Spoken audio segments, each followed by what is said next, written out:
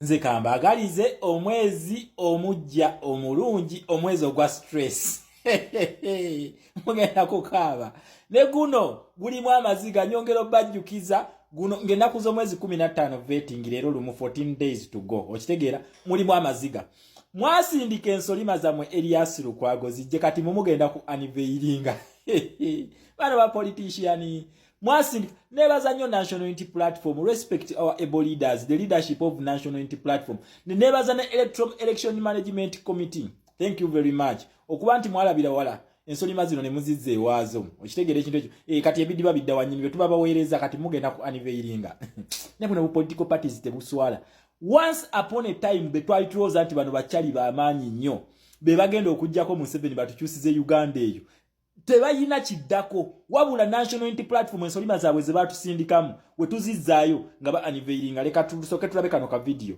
then nzije tukomewo tulabe fisadi ati wa PFF Deputy Secretary General Kennedy Okello says their doors remain wide open to any like-minded politicians willing to join them.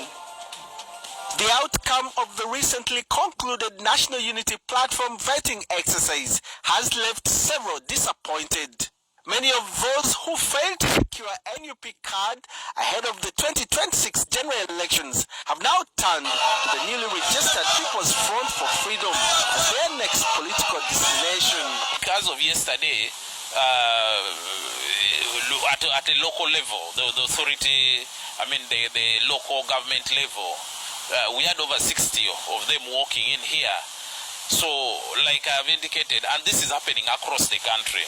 The new entrants are set to be publicly unveiled on Tuesday, but before then, the PFF leadership has subjected them to what they call mandatory rehabilitation and counseling sessions. I believe that there is freedom of thought, there is freedom of association.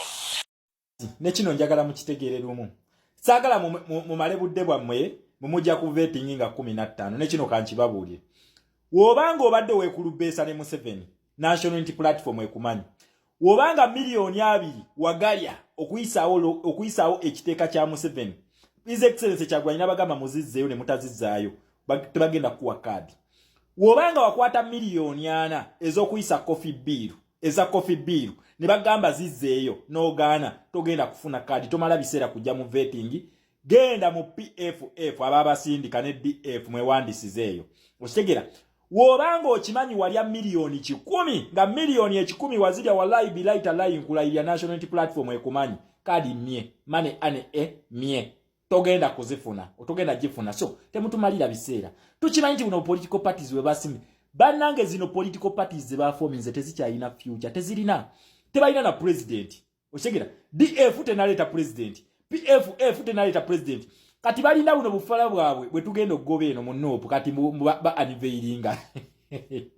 once upon a time bali wamanyi ngense batya nga tumanyi nti Elias Lukwago kakwata ku Museveni amusse kumbe naye kyali waabwe kakati a political party kabukachimanyi tekasobola kuleta candidate wadde no mark my words zino political party kumukaluke tuddamu teri muntu no teri kibiina na kimu kigenda kuleta wadde kansala ne waba LC waluzi taliyo okitegera akaluluka no ketugendamu it is either with us or the oppressed, that is the National Unity Platform, or with the oppressor. Buno bonna obubiina buno bwe mulaba buli kusaidia oppressor kati bwali bwasindika enkwezengeza bo one bufune political mileage okitegera political mileage then number 2 bukimanyi nti future tebukyalina okitegera future tebukyalina atalina kadi ya NUP toyina ogenda kudda mu government yenu okitegera so nze amagezi ge nandibadde gali bwega tugenda kujjako mu 7 don't destroy your careers.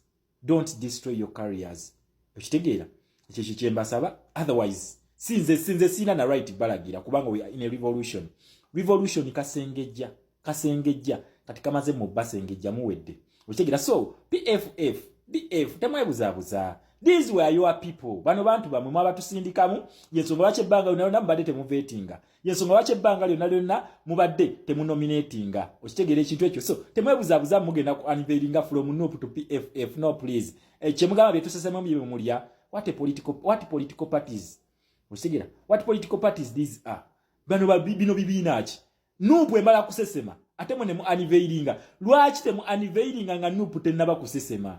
That is the strength of the National Unity Platform. So, my political party respect my people them. abaana be trainings kyekyo wamamba gamba nti ensolo ku kizigo kweri kizempa bukyanga yepanka kuluno akabinja tukamalawo tukasaanyaawo ne bana enkwezengeza babadde batusindisemu nazo tuzikoze ki tuzikomezaawo respect mwena abasigadde ku mulamwa Comrade Dumba Dani City Sauda Madada mwena abasazeewo ne mugamba let us focus on the national issue, let us focus for the main goal gye tuba tugendamu okitegeera ekintu ekyo otherwise Erias Lukwago muve mu comedy kuluno ekyomwala kyagaye toyina mileage nkukakasa toyina mileage injini yabali mwezo wallahi akujjayo ate tubasaba mulete ne president muli political party registered mwina okuleta president DF mwina okuleta president kubanga ffe tugenda kusimba ku buli kifo tugenda kisimbako omuntu so mve mu byokwekazaakaza mu kuloko eri mugenda ku unveiling. What are you unveiling? You are unveiling your own people. Just mu bwafunye nkaaga out of the 40 million people eziri mu Uganda. In fact it is 50 million people eziri mu Uganda ezaagala change mwajeko 60 ate nga mbakakasa nezo 60 zamaze kugwa. So muve mu byokwekaza basajja bakulu political careers zamwe ziweddeko. Your time is out. Erias Lukwago Kiza Besigye Mathias Mpuga, your fake politics is done.